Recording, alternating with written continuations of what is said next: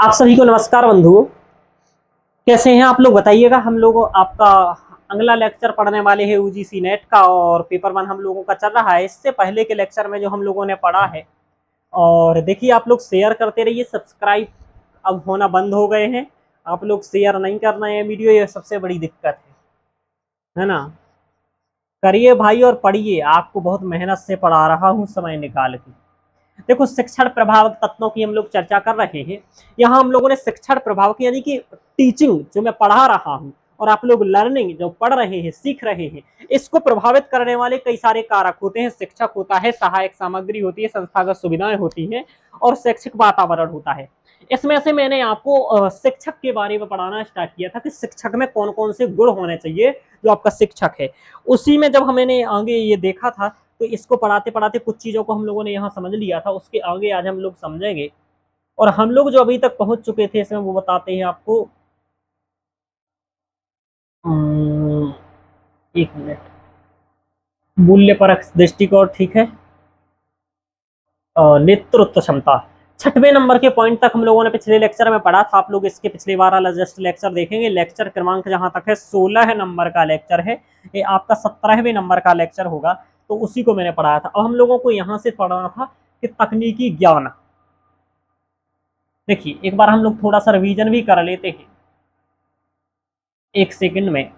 यहां से देखो, पहला मैंने बताया था शिक्षण विषय का गहन ज्ञान होना चाहिए टीचर को। विषय का गहन ज्ञान होगा, विषय का यदि गहन ज्ञान होगा टीचर को, ठीक है, तो वो आपको चीजों को बेहतर तरीके से समझा पाएगा, काफी चीजें बता पाएगा। तो ये मैंने पढ़ा दिया। शिक्षण कौशल यानी कि टीचिंग स्किल आनी चाहिए। बहुत सारी विधियां होती हैं पढ़ाने की, जैसे व्याख्यान विधि, प्रश्नोत्तरी विधि, तो इन सभी का उसे नॉलेज होना चाहिए। संचार कौशल यानी कि संप्रेषण क्षमता बेहतर होना चाहिए। भाषात्मक परिशुद्धता होनी चाहिए, स्पष्ट उसकी वाणी होनी चाहिए, आदि आदि, ठीक है।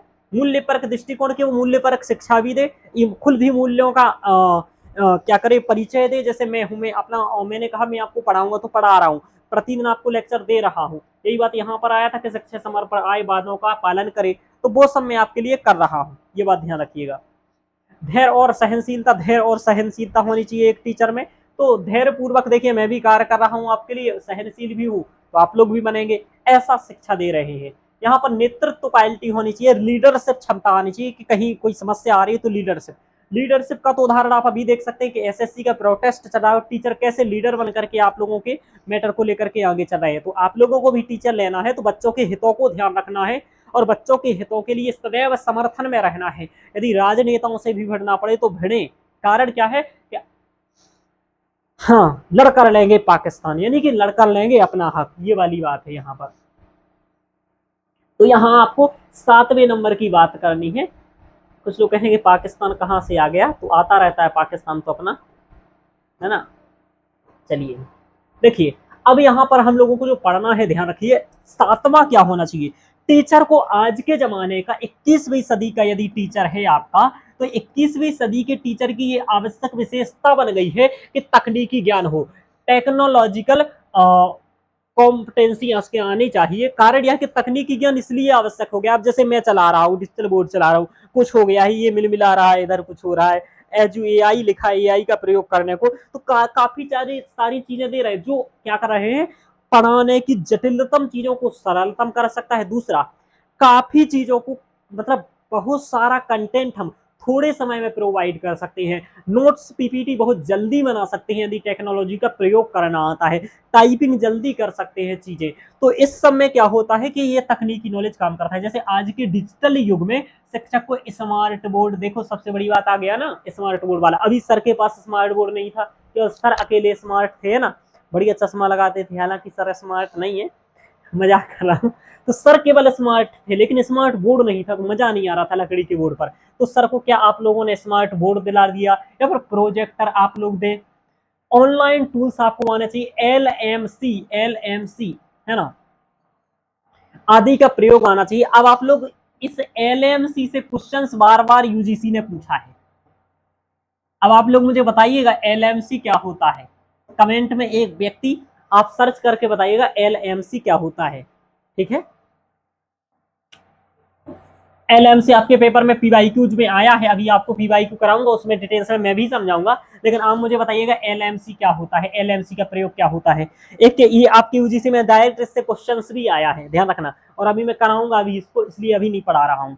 आज के डिजिटल युग में तो शिक्षक को स्मार्ट बोर्ड चलाना आना चाहिए, प्रोजेक्टर से काम करना आना चाहिए, ऑनलाइन टूल्सों का नॉलेज होना चाहिए, जैसे एआई क्या है, ग्रॉक क्या है, ठीक है, चैट जीपीटी क्या है, सबका प्रयोग करना आना चाहिए।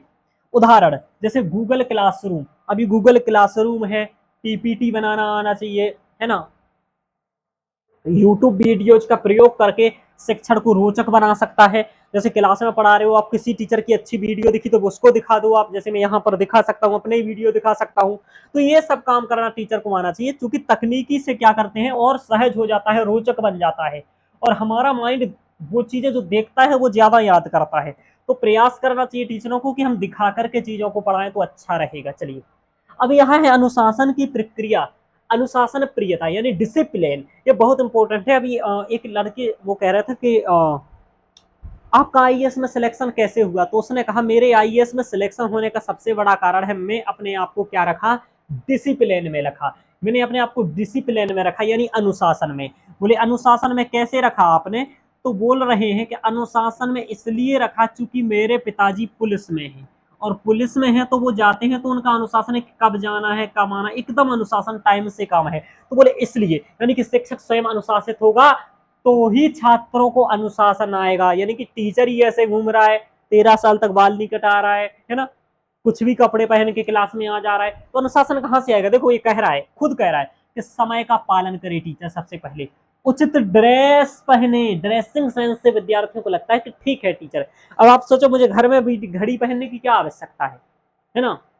घड़ी पहनने से समय नहीं बदलता है, समय बदलता है संघर्ष करने से, मेहनत करने से। कोट पहन के मुझे क्या करना है यहाँ पर, मैं तो टी शर्ट पहन के भी आ सकता हूँ, और घर में टी शर्ट ही पहनता हूँ। लेकिन अभी पढ़ाने के समय चूंकि एक उचित ड्रेसिंग सेंस होना चाहिए, कक्षा में एकदम शांत और बेहतर वातावरण लगे बनाए रखना चाहिए, क्योंकि जितना परिपक्व और प्रभावी आपका टीचर आपको दिखेगा, उसके इमोशंस देखेंगे, उसके एक्सप्रेशंस देखेंगे, जो उसकी जो देखना चाह रहे हैं आपके कैसे वो हाव भाव हैं, उसके हाव भाव से आप सीखते हैं, उसके सभी चीजों से टीचर से आप सीखने का प्रयास करते हैं, उसको अनुसरण करने का प्रयास करते हैं। आप लोग किशोर अवस्था में हीरो पूजा करते हैं, हीरो पूजा का मतलब होता है कि आप टीचर का अनुकरण करने का प्रयास करते हैं बच्चे। तो टीचर ही अच्छा नहीं होगा तो अनुकरण क्या करेगा, है ना। तो आपको घृणा टीचर नहीं बनना है, अच्छा टीचर बनना है। समझ में आ रहा, आगे चलते हैं। अब देखो,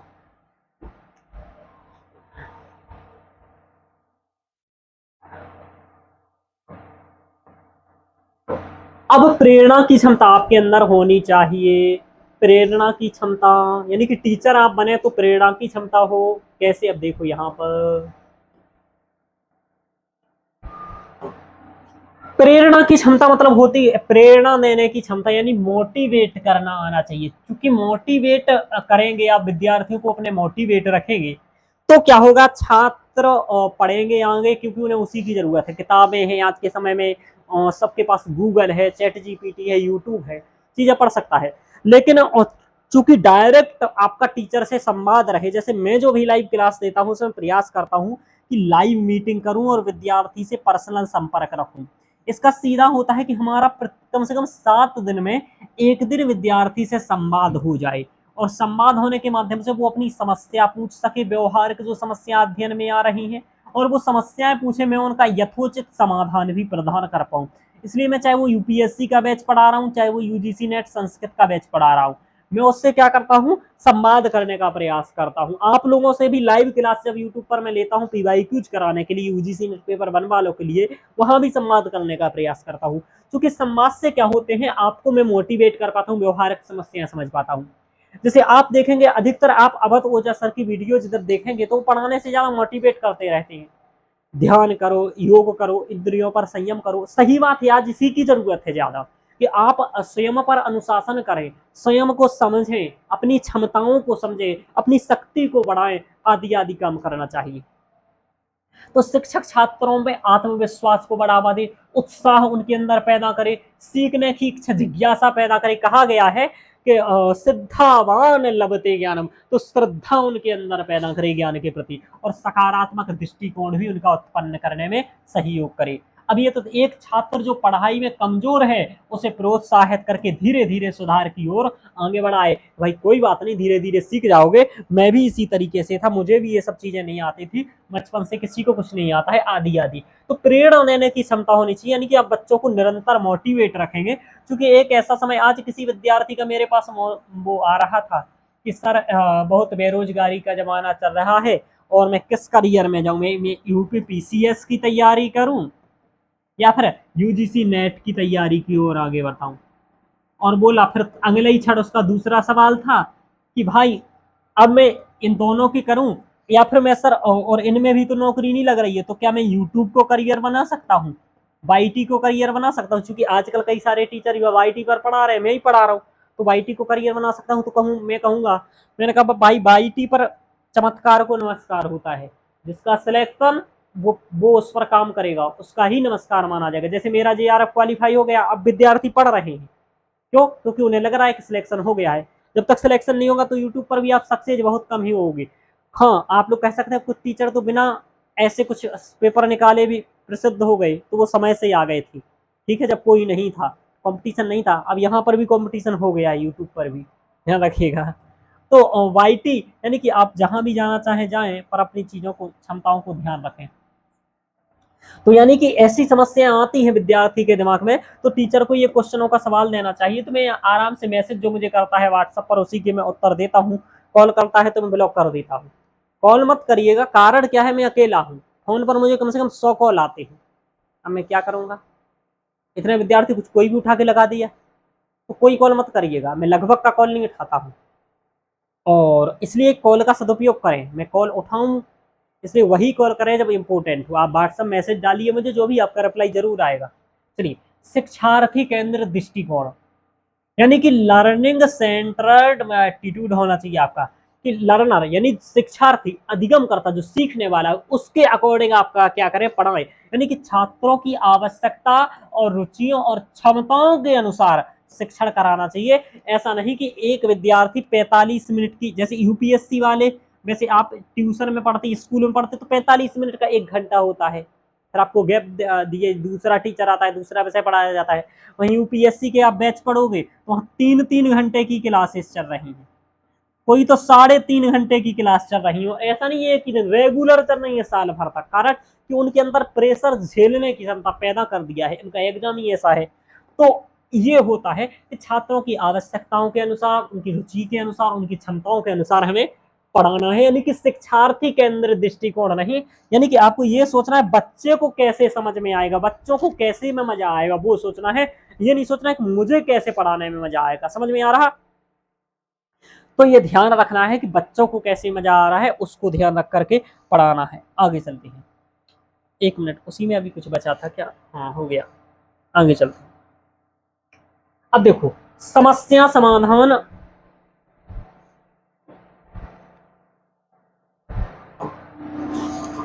समस्या समाधान कौशल है, यानी कि प्रॉब्लम सॉल्विंग कौशल होना चाहिए टीचर का। क्यों? क्योंकि बच्चों की कई सारी समस्याएं होंगी, शिक्षक को समस्याओं को त्वरित और प्रभावी ढंग से समाधान करना आना चाहिए।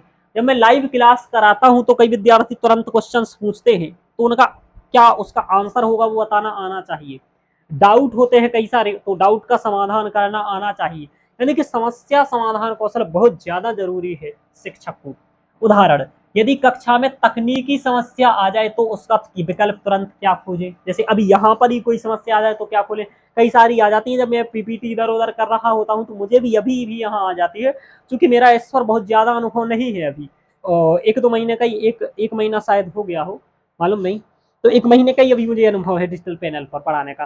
तो ये है कि तकनीकी समस्या समाधान कौशल आना चाहिए, जिससे कि बच्चे भी उसको सीख सके कि कभी कोई समस्या आए तो कैसे समाधान करना है, और समस्या जीवन में हर घड़ी आनी है। अब मूल्यांकन क्षमता होनी चाहिए, असेसमेंट एबिलिटी, यानी कि मूल्यांकन कर सके विद्यार्थी का। क्यों? क्योंकि देखो, जो आपने पढ़ाया, जो आपने पढ़ाया, अधिगम कराया, वो विद्यार्थी को समझ आया नहीं आया, यानी कि समझ आया या नहीं आया, उसका प्रतिफल प्राप्त हुआ या नहीं हुआ। तो प्रतिफल प्राप्त हुआ या नहीं हुआ, इसके लिए एक साधन है, उसी साधन का नाम है, यानी कि पढ़ाने का समझ आया नहीं आया, इसका एक साधन है, उसे ही कहते हैं मूल्यांकन। तो मूल्यांकन हमें आपको आना करना आना चाहिए। कैसे होगा मूल्यांकन? तो शिक्षक को यह आकलन आना चाहिए कि छात्र क्या सीख रहा है, कैसे सीख रहा है और कहाँ सुधार की आवश्यकता है, वैसे ही उसे पता करना चाहिए। यानी कि विद्यार्थी में कहाँ समस्या आ रही है, याद करने में, उसके उच्चारण में। जैसे मैं संस्कृत पढ़ाता हूँ तो तब उच्चारण में समस्या आती है कई लोगों को संस्कृत पढ़ने में समस्या आती है, कई को याद करने में समस्या आती है, कई को अर्थ समझने में समस्या आती है। तो जिसकी जैसी समस्या होती है वैसा हम समाधान करते हैं।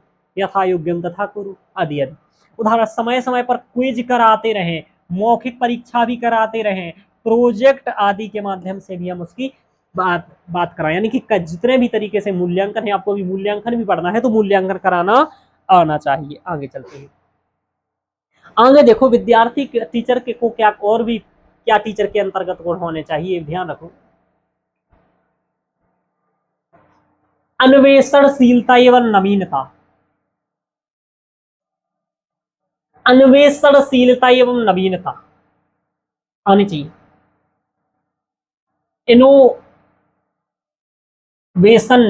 इनोवेशननेस लिखा है, इन कुछ गलत पढ़ूं तो आप लोग पढ़ लीजिएगा, है ना। इनक्विस्टिवनेस है। तो इस तरीके से नवीनता यानी कि नया बनाना आना चाहिए, और अन्वेषण यानी कि किसी में उसमें अन्वेषण यानी खोजबीन कर सके, वो उसके सही गलत को समझ सके, यह है अन्वेषणशीलता। और नवीनता यानी नया बनाना, कि दोनों क्षमता होनी चाहिए, यानी कि खोज कर सके कहाँ क्या समस्या है, टीचर को आना चाहिए। दूसरा नवीनता, कोई नया चीज क्रिएट कैसे करना है, तुरंत एग्जाम्पल कैसे बनाना है, ये चीज, यानी कि नया कुछ करने की इच्छा भी होना चाहिए। जैसे कि दिन प्रतिदिन क्या हो रहा है, नई नई टेक्नोलॉजी आ रही है, पढ़ाने के नए नए मेथड आ रहे हैं, नए नए तरीके आ रहे हैं, तो टीचर को उनके प्रति सजग होना चाहिए। टीचर को ये होना चाहिए कि भाई नई चीज आ रही है तो मैं उसको यूज करके देखूंगा, ग्रो आ रहा है, क्या होता है, चैट जीपीटी से कैसे होता है। तो यानी कि शिक्षण में नवाचार की प्रवृत्ति उसके अंतर्गत होनी चाहिए। यदि आपके अंदर ऐसी कुछ विशेषताएं हैं और ऐसी चीजें हैं तभी आप जाए। अब ये यूजीसी का पीवाईक्यू था, उसमें था कि किन विद्यार्थियों को टीचर बनना चाहिए, मतलब टीचर का उद्देश्य क्या होना चाहिए। तो एक शिक्षक को इसलिए टीचर बनना चाहिए, पैसे के लिए, या फिर शांतिपूर्ण जॉब है, शांतिपूर्ण जॉब, करियर, या विद्यार्थियों से सम्मान, है ना। पैसे के लिए, सम्मान के लिए, शांतिपूर्ण करियर है, या फिर चुनाव लड़ने के लिए, चुनाव के लिए,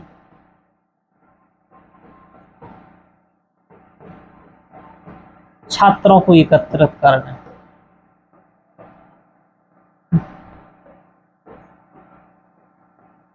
अब आप क्या कहोगे? तो इसमें सबसे पहले शिक्षक वही बने जो सम्मान चाहता है विद्यार्थियों से, बस ये उसका उत्तर। मतलब पैसे भी नहीं था, शांतिपूर्ण करियर की भी बात नहीं थी, ये भी बात नहीं, यानी कि सम्मान, यानी कि टीचर चाहे कि बच्चे अपना सम्मान करो, मैं पढ़ाऊंगा। यानी कि जो सम्मान से खुश होता है ना, वही बच्चों के लिए विद्यार्थी से आगे कर सकता है, यानी कि जो सम्मान की भावना रखे। इसलिए विद्यार्थियों से कहेंगे सदैव अपने टीचर को सम्मान दें, क्योंकि जो मेहनत करते हैं और आपके हक के लिए लड़ते हैं, वो टीचर केवल इसलिए आते हैं क्योंकि ना यहाँ पैसा है बहुत ज्यादा एजुकेशन में, खासकर जो सरकारी टीचर बनते हैं उनके लिए पैसा भी नहीं है, प्राइवेट में भी अभी पैसा है ही नहीं, चल रहा है, कुछ टीचरों के पास पैसा आ रहा है लेकिन सबकी हालत खबरा भी है ना, ध्यान रखिएगा। तो यानी कि नया कुछ करने की इच्छा और शिक्षण में नवाचार, जैसे पढ़ाते समय कभी कभी कहानियां सुना दे, कभी कोई गतिविधि यानी कि खेल आदि के माध्यम से करा दे, खेल के माध्यम से शिक्षा देना, कभी क्विज करा देना, कभी अंताक्षरी करा देना, ऐसे बहुत सारे मेथड आने चाहिए, टूल्स, जिससे कि शिक्षण में नवाचार हो सके और कुछ नया करें, बच्चों को भी मजा आए, इंटरेस्टिंग हो, ये होना चाहिए। अब टीचर के पास भावनात्मक बुद्धिमत्ता की समझ भी होनी चाहिए, और ये समझ टीचर में ही अकेले नहीं, यानी कि मेरे अंदर नहीं, आप सब टीचर बनने के लिए पढ़ रहे हो तो ये सब आपके अंदर है या नहीं है, नहीं तो डेवलप करो, टीचर बनना है तो, है ना। आपके सर यदि टीचर बने हैं तो काफी हद तक ये चीजें सीखे हैं तब बने हैं। भावनात्मक बुद्धिमत्ता का मतलब होता है इमोशनल इंटेलिजेंस होना चाहिए। यानी इमोशनल इंटेलिजेंस का मतलब कि आपकी बुद्धि इतनी प्रबल हो कि दूसरे की भावनाओं को आप समझ सकें, यानी कि दूसरे की भावनाओं को समझने के लिए आपकी बुद्धि समर्थ है। तो इसी को कहते हैं बुद्धिमत्ता भावनात्मक, यानी कि भावनात्मक बुद्धिमत्ता।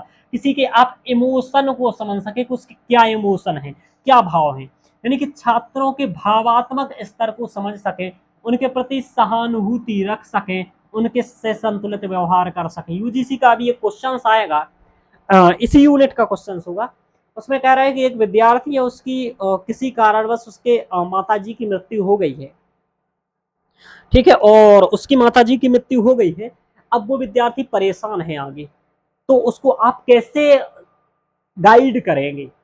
और 4 विकल्प दे रहा है कि इनमें से कौन सा विकल्प आप चयन करेंगे। तो अच्छा क्वेश्चन था भाई। आप यही है इमोशनल इंटेलिजेंस का क्वेश्चन, भावनात्मक समझ का, कि आप वहां पर क्या करेंगे।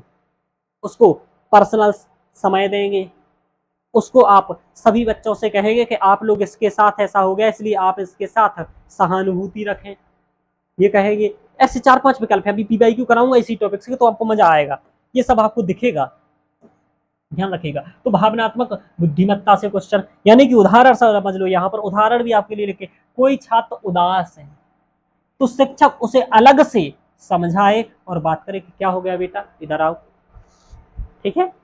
तो ये होना चाहिए टीचर के अंतर्गत गुण होना चाहिए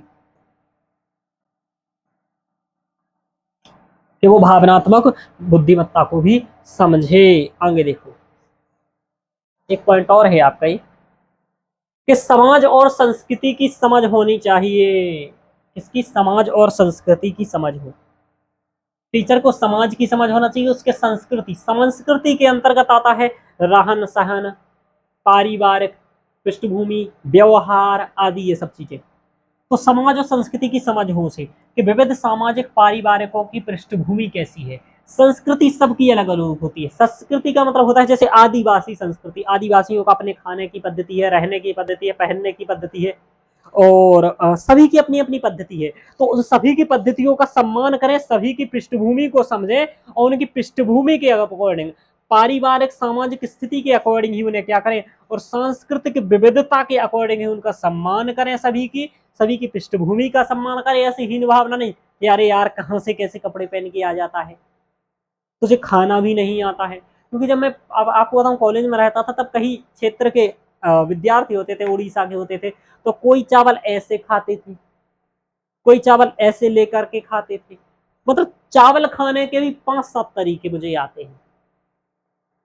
ऐसा इसलिए क्योंकि मैं जिस विद्यालय में पढ़ा था, तो वहाँ उड़ीसा का विद्यार्थी, बिहार का है, मध्य प्रदेश के कई क्षेत्रों का है, उत्तर प्रदेश का विद्यार्थी है, झारखंड का विद्यार्थी है, कई जगह से विद्यार्थी आकर के मेरे साथ पढ़ रहे हो, मैं भी उनके साथ रह रहा हूँ। तो सम्मिश्रित संस्कृति यानी कि विविधता, जब आप ऐसी विविधता देखते हो तो बोले सबका भाई अपना अपना है, ठीक है। तो सबका सम्मान करना आना चाहिए आपको। और शिक्षक जाति, भाषा, धर्म आदि के आधार पर भेदभाव ना करें। कई शिक्षक करते हैं कि धर्म के आधार पर, जात, खासकर जाति के आधार पर, कई जगह पर देखा है। यहाँ तक कि मैं भी जिस विद्यालय में पढ़ा हूँ, वहां भी जाति के आधार पर प्रोफेसर भी भेदभाव करते हैं, और तो छोड़ दो, करते थे।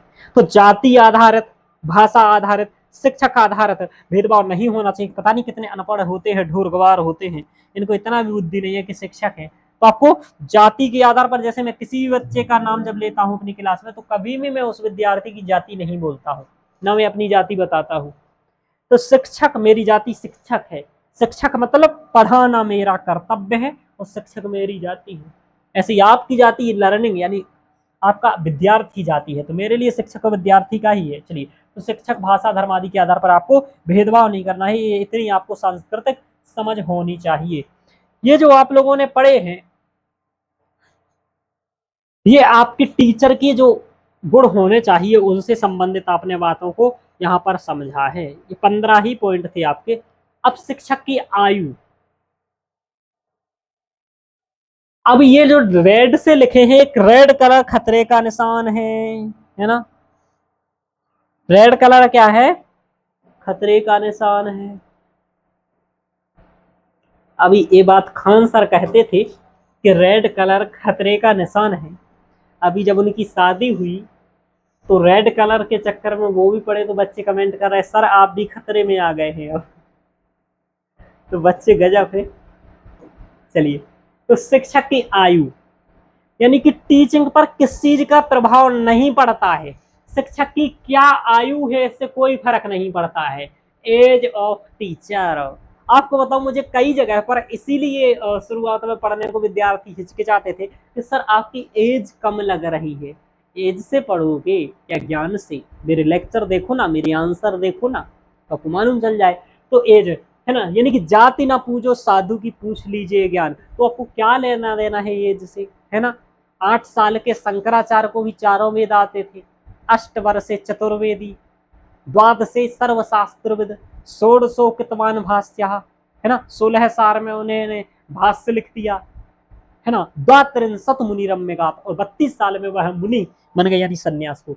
तो किसी शिक्षक की उम्र कम हो या ज्यादा हो, अगर उसके पास विषय का ज्ञान है, शिक्षण कौशल है और उचित दृष्टिकोण है, तो वह प्रभावी शिक्षक बन सकता है। तो एज की कोई समस्या नहीं है। समझ में आ रहा?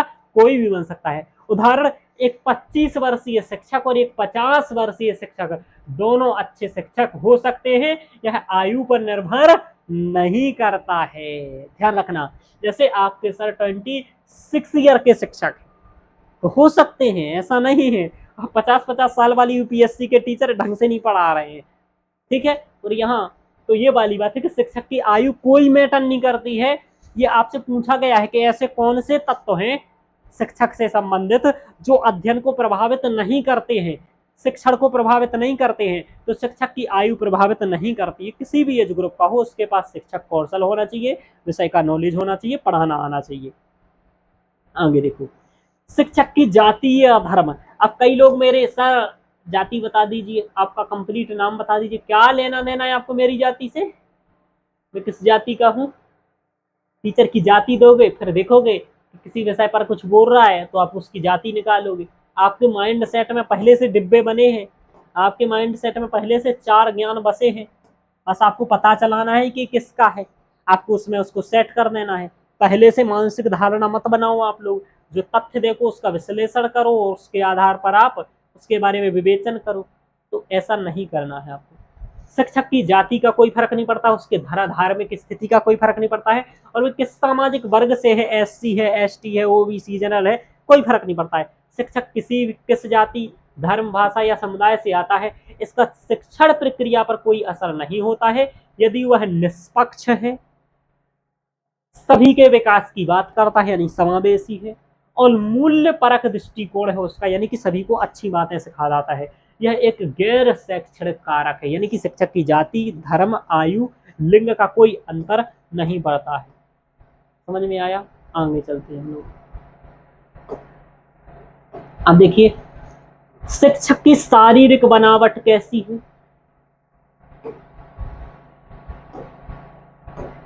शिक्षक की शारीरिक बनावट कैसी है या उसका आकर्षण कैसा है। शिक्षक सुंदर है, साधारण, लंबा है या छोटा है, इससे शिक्षण की गुणवत्ता पर कोई प्रभाव नहीं पड़ता है ना।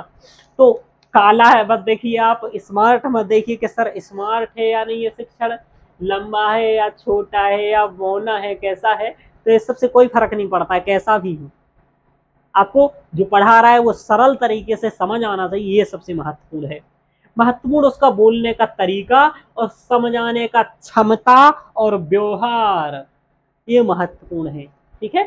ये उसकी सुंदर, लंबा, छोटा, ये सब कोई इसका प्रभाव नहीं पड़ता है। तो देखो मैं आपको वो तथ्य बता दिए पहले कि किसका प्रभाव पड़ता है, वो भी बता दिया कि किसका नहीं पड़ता है, क्योंकि स्पष्टता रहनी चाहिए आपको अध्ययन में कि ये चीज इसका, ये चीज इसका। चलिए, क्योंकि ये भी क्वेश्चंस बना है। शिक्षक का आर्थिक स्तर कैसा है, कोई फर्क नहीं पड़ता है। शिक्षक के पास कितनी संपत्ति है, वह कितनी महंगी चीजें पहनता है, या शिक्षण की गुणवत्ता को प्रभावित नहीं करता है, यानी कि सर चाहे कोट पहने, चाहे टी शर्ट पहने, चाहे घड़ी पहने, इससे कोई फर्क नहीं पड़ता है, किस कंपनी की पहने, क्या पहने, उससे कोई मतलब नहीं है। आर्थिक स्तर कोई मायने नहीं रखता है शिक्षण का कैसा है शिक्षक का, ठीक है। लेकिन बच्चों का आर्थिक स्तर मायने रख जाता है। चलिए, तो ये आपने शिक्षक से संबंधित यहाँ पर पॉइंट समझे।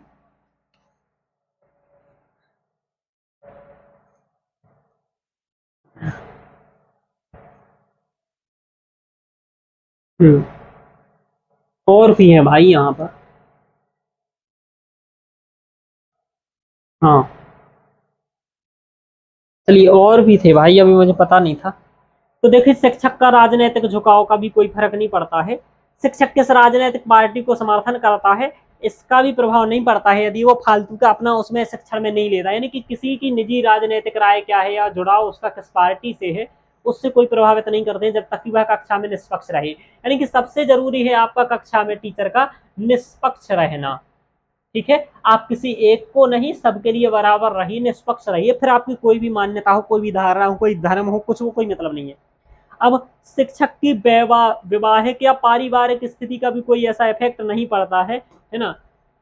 शिक्षक का विवाहिक या पारिवारिक जीवन कैसा है, इसका भी कोई फर्क नहीं पड़ता है उसके पढ़ाने पर। कुछ भी हो भाई, किसी भी जाति से हो, किसी का, एक शिक्षक विवाहित है अविवाहित है, उसका पारिवारिक जीवन कैसा है, यह बात उसके शिक्षण को प्रभावित नहीं करती है, जब तक वह कार्यशाला पर व्यक्तिगत जीवन की समस्याओं को ना लाए। यानी कि वो व्यक्तिगत जीवन की उसे समस्याएं अपने पढ़ाने में नहीं लानी है। यदि वो नहीं लाता है व्यक्तिगत जीवन की समस्याएं, तो भी उसका कोई फर्क नहीं पड़ता है, ध्यान रखना। आगे चलते हैं।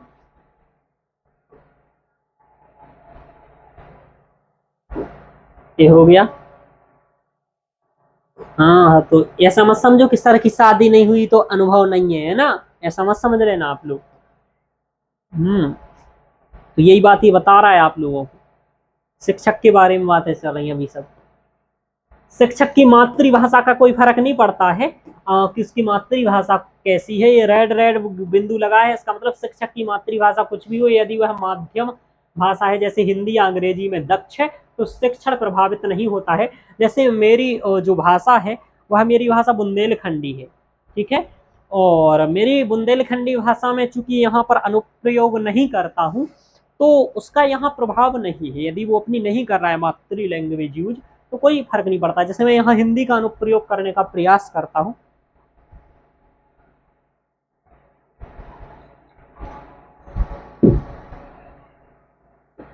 तो ये है। तो मदर टंग के है, कोई फर्क नहीं पड़ता है उससे। आपको बना सकता है शिक्षक की किस चीज, शिक्षक विकलांग है कैसा है, कोई फर्क नहीं पड़ता है उससे। शारीरिक विकलांगता, इफ एनी फिजिकल डिसेबिलिटी, कुछ हो उसको, यानी कि यदि कोई शिक्षक शारीरिक असमर्थता से असमर्थता है, जैसे कि चलने में थोड़ी सी कठिनाई है, देखने में समस्या है, तब भी यदि वह मानसिक रूप से सशक्त है, मानसिक रूप से प्रबल है, शिक्षण कौशल का उसे अच्छा ज्ञान है, तो शिक्षण प्रभावित नहीं होता है। ध्यान रखिएगा, ये सभी चीजें हैं जिससे शिक्षण प्रभावित नहीं होता है। अभी आपका आगे सिलेबस फिर से आ गया, तो मुझे लगता है आपका शिक्षक वाला मैटर कंप्लीट हो गया है। हाँ, वेरी गुड। शिक्षण सामग्री आ गया है यहाँ से, इससे पहले तक आपका शिक्षक था। देखो, अब सिलेबस पर आ जाते हैं। चलो, सिलेबस आ ही गया है, तो यहाँ सिलेबस पर ही आ जाते हैं। देखो, आप यहाँ सिलेबस देख रहे हो, शिक्षण अभिवृत्ति में यहाँ हम लोग शिक्षण प्रभावक तत्व तो पढ़ रहे हैं। इससे पहले का ऊपर वाला ये सब कंप्लीट हम पढ़ चुके हैं, ये आपको मालूम ही है, ये कंप्लीट हो चुका है। ये भी आज आपका कंप्लीट चल रहा है। तो शिक्षक से संबंधित सब कुछ पढ़ चुके हैं, शिक्षक के बारे में पॉइंट पढ़ चुके हैं। आगे है सहायक सामग्री। अब पढ़ाने में कई सारी सहायक सामग्री चाहिए, तो अब यहाँ से सहायक सामग्री का मैटर आगे चलेगा एक लेक्चर में, और सहायक सामग्री फिर आगे संस्थागत सुविधाओं का एक लेक्चर में चलेगा, और फिर शैक्षिक वातावरण का चलेगा।